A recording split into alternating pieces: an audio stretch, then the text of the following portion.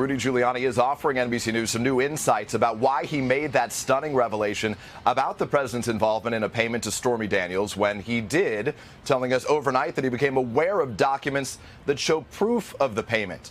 The president and Giuliani now leaving White House aides out of the loop, full steam ahead with their own legal strategy.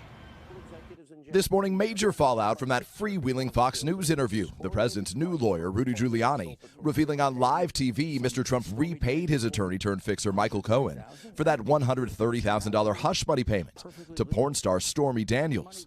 In a late-night phone interview Thursday with NBC News, Giuliani said he decided to reveal that the president reimbursed the money to Cohen, quote, because I wanted to get out in front of the special counsel and the Southern District of New York, because at some point they would realize this information and leak it. President, why are you changing your story on Stormy Daniels?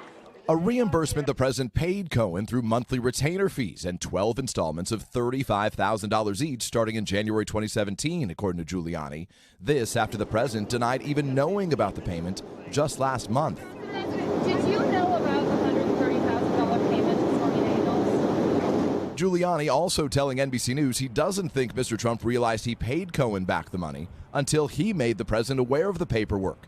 Giuliani saying the president responded, "Oh my goodness, I guess that's what it was for."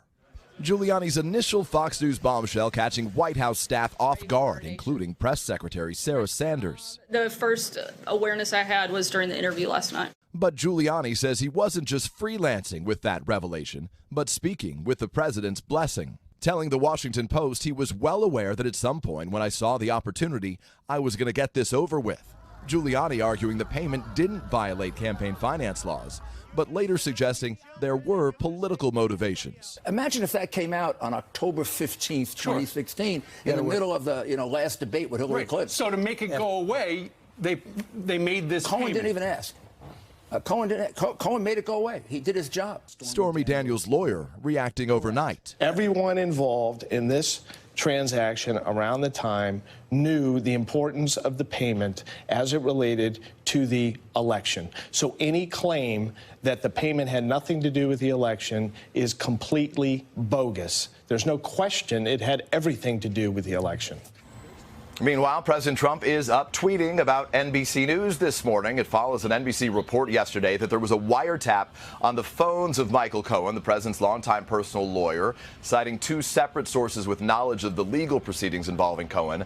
But three senior U.S. officials now dispute that, saying that the monitoring of Cohen's phones was limited to a log of calls, not a wiretap where investigators can actually listen into the calls. The president going off, writing NBC News is wrong again. They cite sources which are constantly wrong. Problem is, like so many others, the sources probably don't exist. They are fabricated fiction, he writes.